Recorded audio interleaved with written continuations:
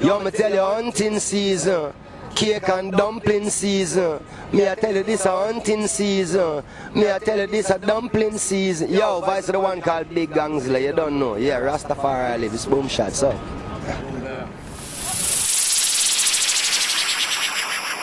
Watch out, boom shot. You tell him say there's a make the weight and merman now. So this one is short shot. It can't stop. Boom shot. Boom shots. I'd rather be up here on the roof than down there, trust me. For sure. Not Matt. First of all, congratulations on your latest Bam Bam. That was pretty cool. Like, I just saw the video. Very, very excited to talk to you about it. Thank you very much.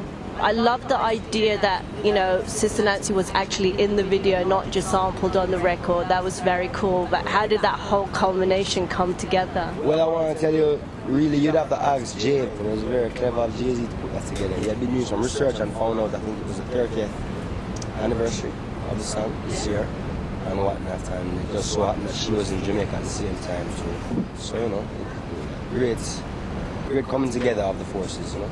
Yeah, nice. And, you know, I like the stuff that you guys were really talking about in the song. You know, it's very cool that you're in Jamaica all together and you're talking about classic songs and, you know, and then it comes up that Welcome to Jamrock is also like a classic. And, you know, really, you realize now, yeah, that's a classic song in the dance hall. How does that make you feel? Feel good. I mean, you know, if you have a song we have so much longevity, you know, good music always lasts, as I would say, and to have a song that is an example of that, I'm proud of that, you know what I mean? And of course, even to see that, you know, younger generations now, you know, because it's been like 12 years since that song, so to even see that there's a next younger generation coming up who appreciate my music also, that's fulfilling, you know? I'm sure the 12 years have just flown by. Yeah, for sure. Yeah, I didn't even realize, like, whoa, you know, yeah. I have to say, every time I've been in clubs, not that many times now, but like that song drops, people still feel that, feel the vibe, feel the lyrics of yeah. Yeah, well, I mean, a lot of the things are still very relevant in terms of, you know, the topics and the areas that we're covering in the song. You know, all of those topics are pretty much still very relevant today, you know. Yeah, man. When you have your verse, you talk about hunting season. Yeah, you have a cool freestyle in there, like hunting season. What does that mean?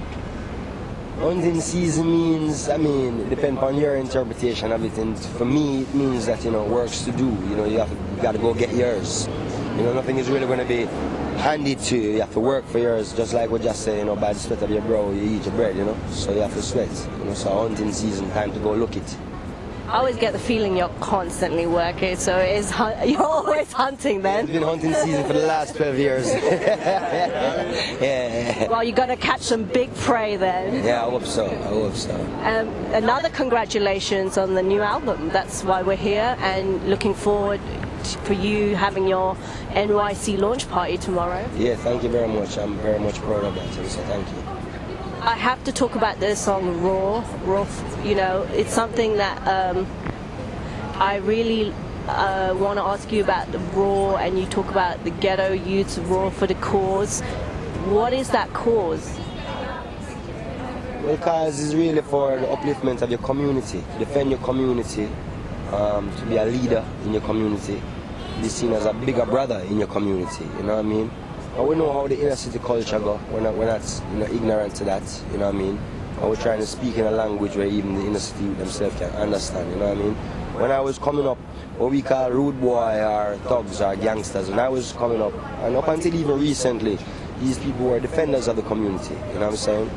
Where, you know, a lot of them are now absent, you know, a lot of the elders are either passed away or they're in jail, so you kind of have a void, you know? So we're trying to speak to the younger ones coming up now in that, who are in that role at the moment, you know what I mean? What it means to be in that role. It comes with a certain responsibility. It's not just about the flex and flexing of muscles. It comes with a certain responsibility, you know, and that's what we're trying to remind them in that song. You know, there's a lot of times where I see a lot of music videos that are just like shot as pop culture videos. When I see your videos, you really like to go down into the ghetto, into the streets. How important is that for you?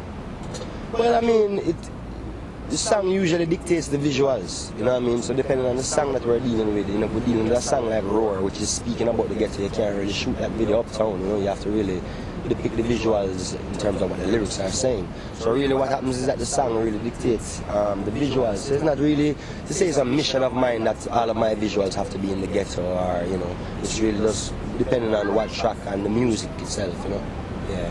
And the album Stony Hill, that's also like, where does the name come from for you? Well, alright, speaking of that then, so Stony Hill, that reflects uptown, you know what I'm saying, which is where I was raised, you know what I mean? And Stony Hill in particular is a place I was raised since I was about 5 years old till I was about 15, 16, you know? So I'm kind of paying homage to my upbringing, and also shedding light on the fact that, you know, it's really the dream of every citizen in Jamaica, especially the inner city and the ghetto youths, that they would one day live in a place like that, or their family would live there, or definitely their kids would be raised there, you know what I'm saying, because better opportunity, better schooling, better standard of living, you know what I'm saying. So we're kind of highlighting all of that, and also paying homage to my history and my upbringing with the title Stony Hill, you know?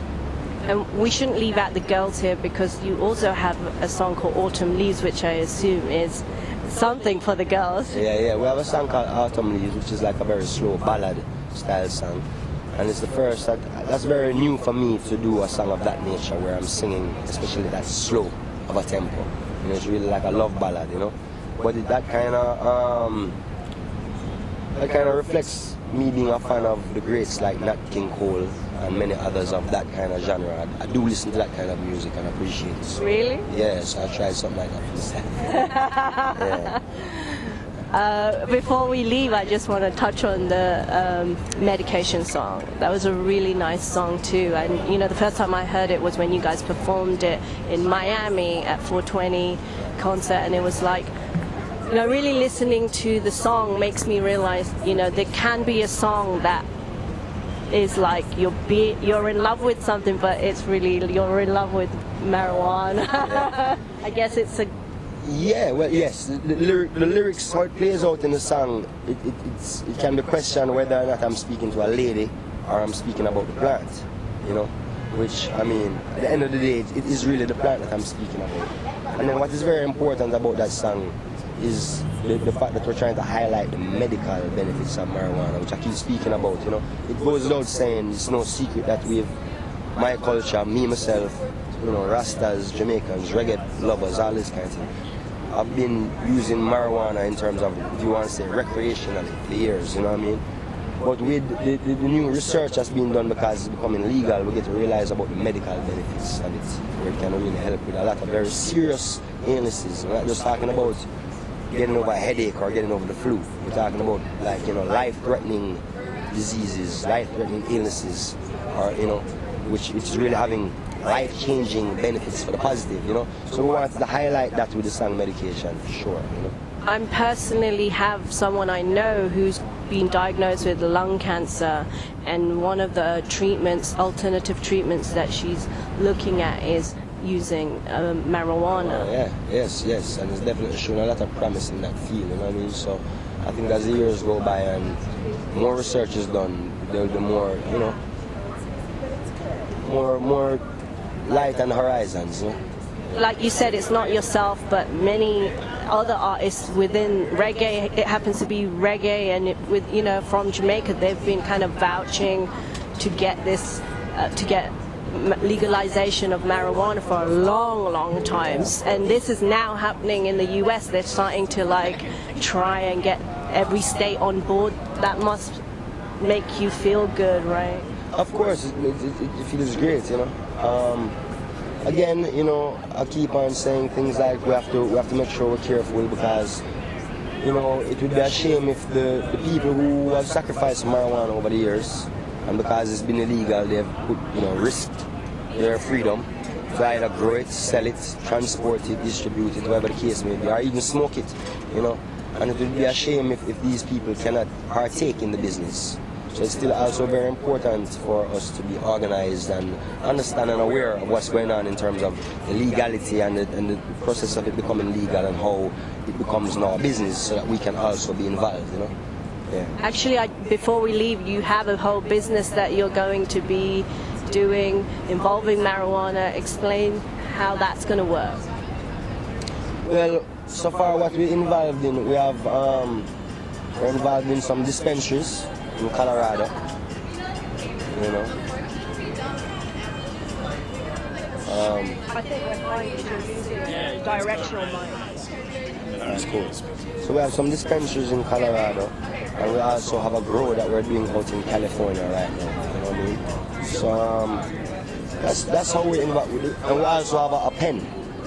A pen? Yeah, a vape pen. Okay. You know, that would concentrate, you know. So we're involved in a few avenues. And is this all a whole process? Will this be a process over the next few years on trading and these kind of things, or is it available for people now? What, the pens? Yeah. Yeah, the pens are available. There is some of the stuff is available at the moment. I mean, some of the stuff is still in the works because, for example, we're still in the process of doing our first grow when it comes down to the flower. But we do have, like I said before, the concentrate is available. And we have the dispensaries, you know what I mean, in Colorado. So we do have some things that are already up and running, but a lot of it is still in the making and in the process as we speak. I guess the early bird gets the worm. Yeah. Hunting season continues. Yeah. Well, you know, it's always a pleasure to see you, and congratulations again.